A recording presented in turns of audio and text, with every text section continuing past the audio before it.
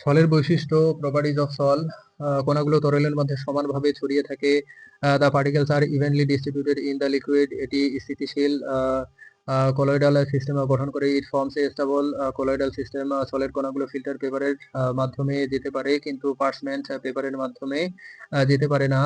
Sol particles can pass through filter papers but not through parchment paper. সলের কণাগুলো ultra মাইক্রোস্কোপের নিচে দৃশ্যমান।